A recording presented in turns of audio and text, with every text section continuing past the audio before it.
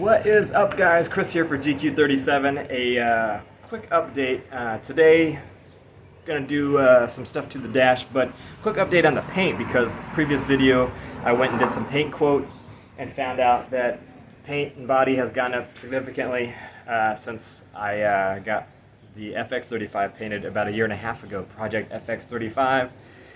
Even Mako did that one and was very affordable, and it had a lot more body work to do on this, but they've gone up, and so that was a reality check with that, with a much smaller car being still significantly more than an SUV was to paint. So I was really wanting to go orange with this car, and then I decided that I was going to have to go red because of the cost, but I found somebody else to do the paint. There was that one shop that I went to that the owner wasn't there to do the quote. They had the Bentley and the Porsche and stuff like that. They're actually doing a color change on that Bentley. It's red. They're going to pearl white. I went back and talked to the owner, and he was really cool, and they're supposedly the best in town. They do a lot of custom work, and he quoted me $4,000, which the average price I got that day was about $3,500. So really, it's not that far off the mark, but it was still more than I wanted to spend. I found out about another guy in town, Gary's Custom, that has been doing import paint jobs and things. He's been big in the hot import scene since the late 90s, even before Fast and Furious really blew up the scene, and then of course he got really busy from there. He also does a lot of motorcycle work, which is very intricate, but he definitely paints cars. He's had a lot of cars in magazines, car magazines. He's got so many trophies from car shows and things that he's done, and his work has been featured a lot. So I talked to him, and with all those accolades at his office and everything on his wall, I was not sure that I would be able to afford him either. However, he actually came in more affordable than everybody else at $2,800, which according to the other estimates that I got was quite a bargain. Even with the body work, that was the price to go red. So I said, for kicks and giggles, what would the cost be to go orange and do the door jams and underneath the hood and the hatch and all that? And so he said it would be another $850, and I said, hey, then we're in that $3,600 area that everybody else wanted to go red anyway, so let me get the color I wanted. So all that to say, we are going to go orange. It's going to be a bright orange. It's going to be, I picked the color code, it's going to be that same color that you see like the Dodge Challenger and the Jeeps and things like that. It's just a gloss orange. I was going to go solar orange. That's on the 2007Zs. It's a mica. It's like a metallic pearl, but it's a 3-stage paint, and which means there's a lot of layers and steps to do that, and therefore it would cost significantly more than if I did a different color orange. So I picked this orange. It's going to be a really cool color, I think, on the car, and really excited about that. So we are going orange. It's getting painted next week. I'm going to drop it off. But today I have got these pieces that I'm going to be putting in. This is a shift boot, black with orange stitching to match the outside, and we've got, sorry, I know it's noisy, they are like doing tons of construction on my street.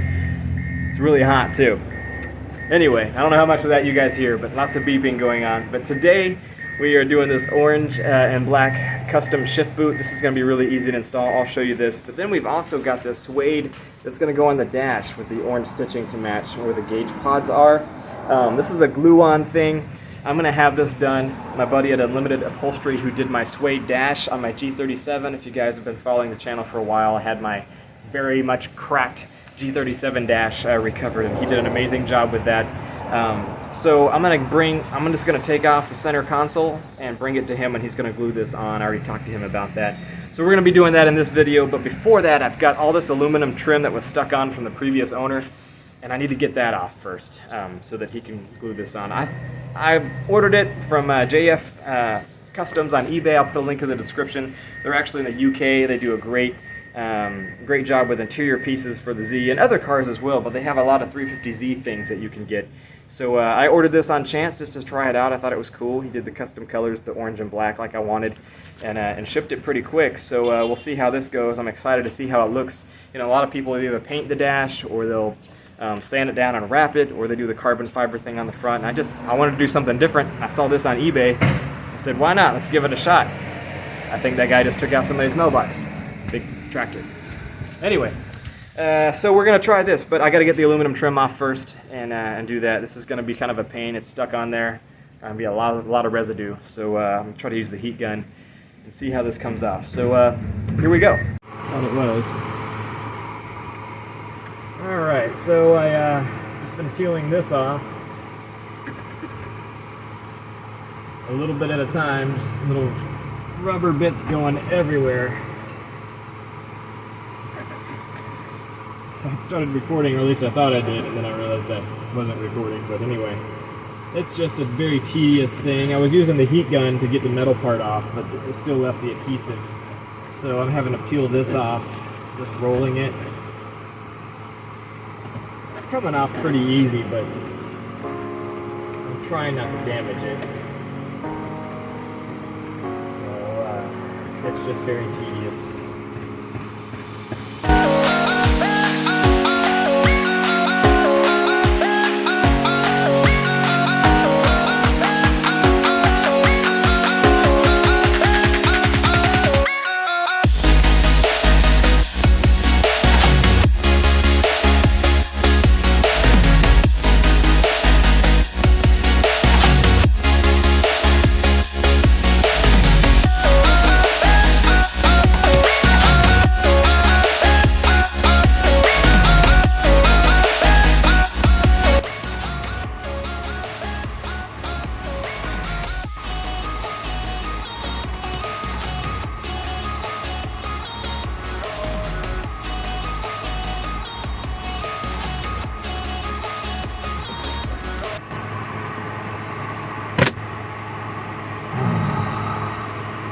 That's not good.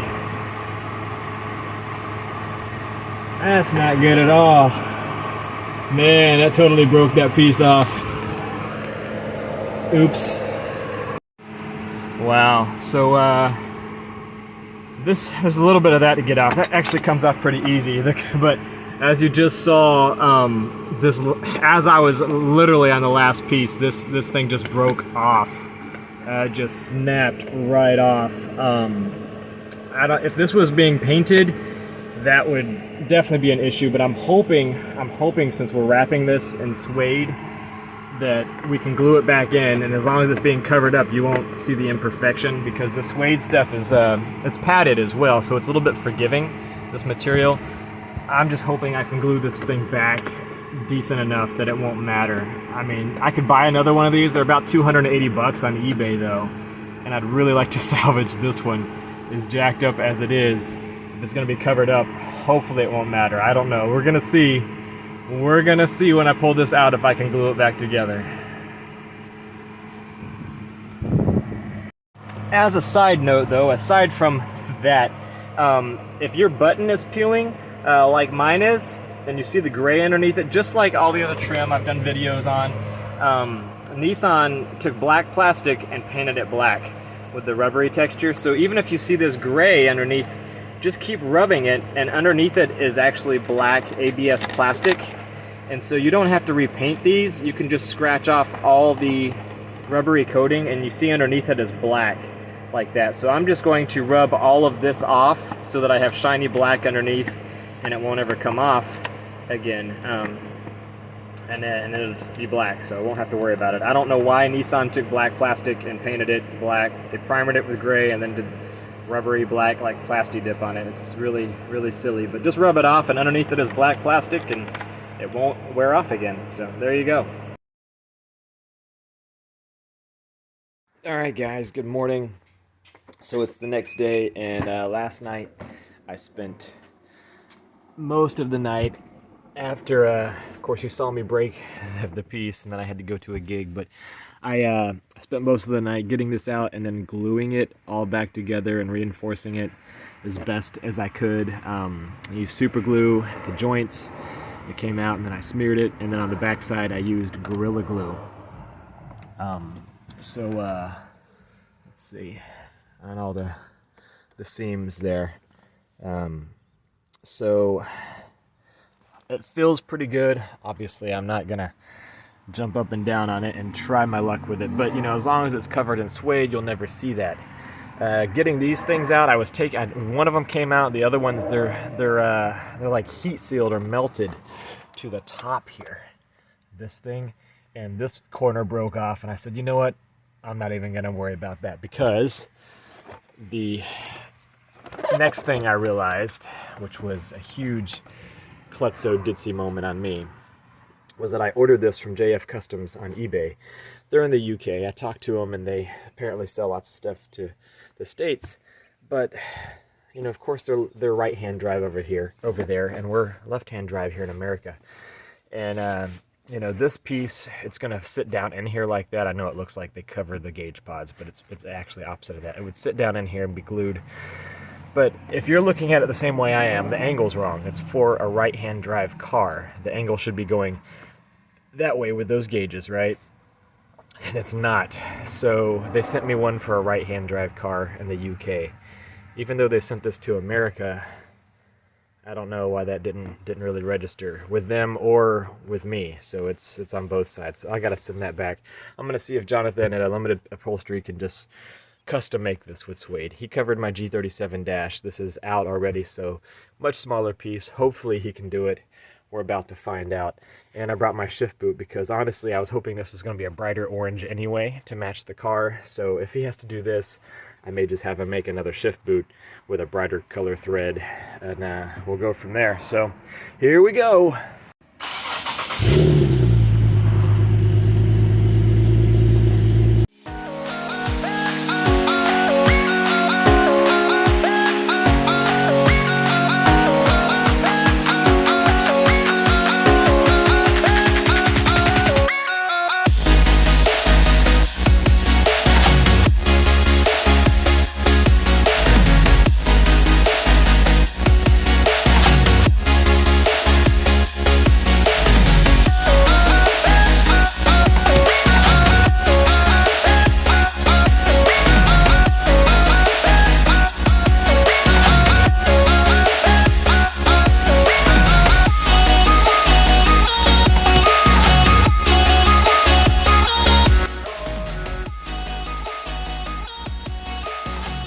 Alright guys, just went and talked to Jonathan here at Unlimited Upholstery, and so yeah, that's definitely a right-hand drive thing that they gave me. Like I suspected, he's going to use it as a template, but he's got to order more suede. He doesn't have enough to actually cover that, and because obviously we weren't planning on that, and he's been using it a lot for some of the things. So he's got to order that. It won't be until next week, and next week we drop the car off to be painted.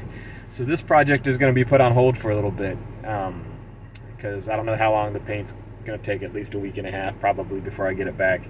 Once I get the car back, then we can do the center console. You know, if the car was just sitting in one place, I would take the console from the body shop and do all that, but you know, he's going to be moving the car around. I don't really want it to be driven much without all of that in there. So we'll just put this project on hold. Meantime, I'm going to go to Best Buy and pick out a double din that I'm going to have installed in the car, because right now they've got free installation. If you anything $199 and up, it's free installation, so I'm going to take advantage of that. You know, try to salvage something, get something done. So I'm going to go pick out a stereo. Let's go.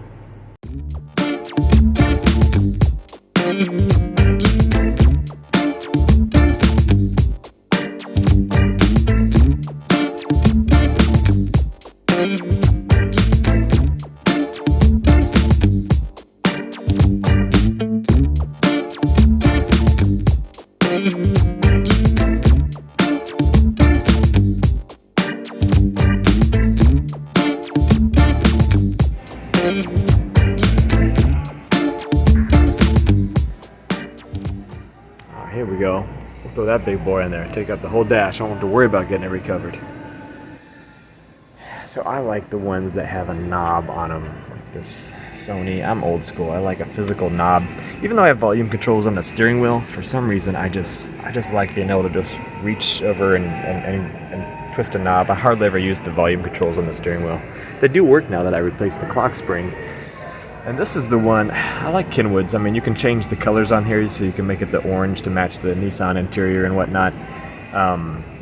The price on that one's not bad. I already have my rear view camera installed, but we just put this one in my dad's pickup truck, and it looks really good in there. I'm a big fan of Pioneer too. I think they sound really good, have good gain and volume, but I don't see a Pioneer with a physical knob. I'm not big on the touch button, that like the click volume. I just like being able to reach over and turn a knob without really looking This is the Sony. This one you can't change the color of the panel, but it looks like the only light on there is the home button, so that's not really a big deal. It does have the USB and aux right on there, whereas the Kenwood doesn't. It does come with a USB, but they usually put it in like the glove box or something. It does have a CD player. I don't care about the CD player. The Sony does not. Again, I'm not listening to CDs. I really just trying to find one with a physical knob on it that also has a screen, unlike those. So that kind of looks like what I'm dealing with, either the Sony or the Kenwood, and they're both the same price. So I'll have to look up some reviews real quick and see. Well, pretty much all of them have Apple CarPlay and whatnot now. This one does as well, but you have to plug your phone into it. I don't care about any of that.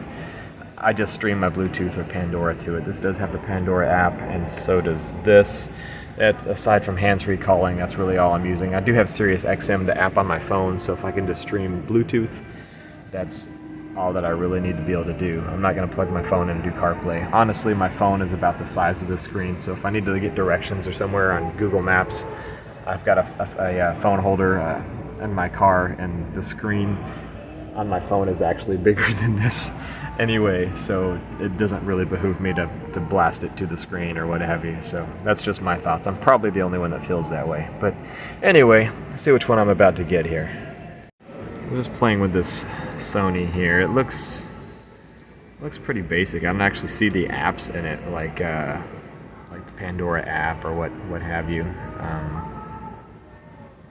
Settings. Ooh, extra bass. Extra bass 1.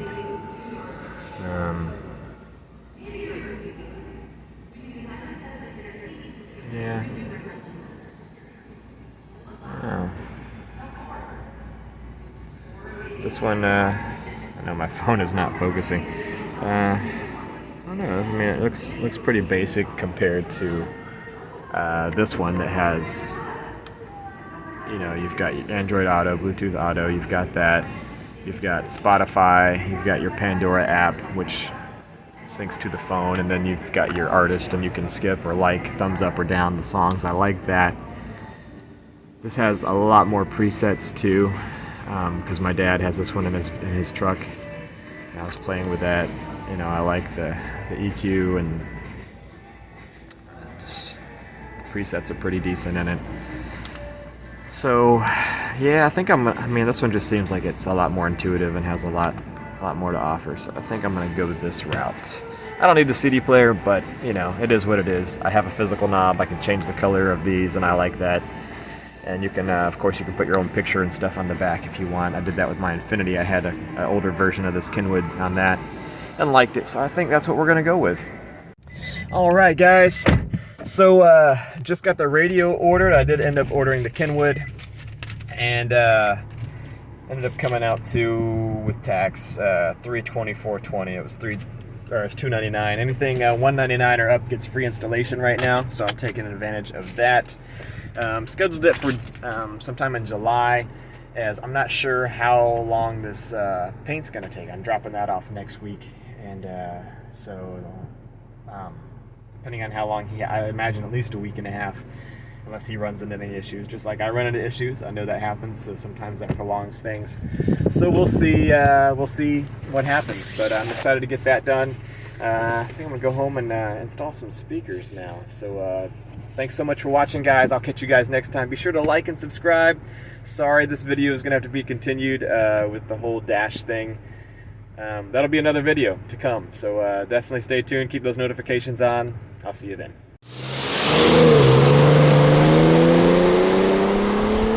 So my wife was definitely trolling me while I was doing this video. Gotta love it.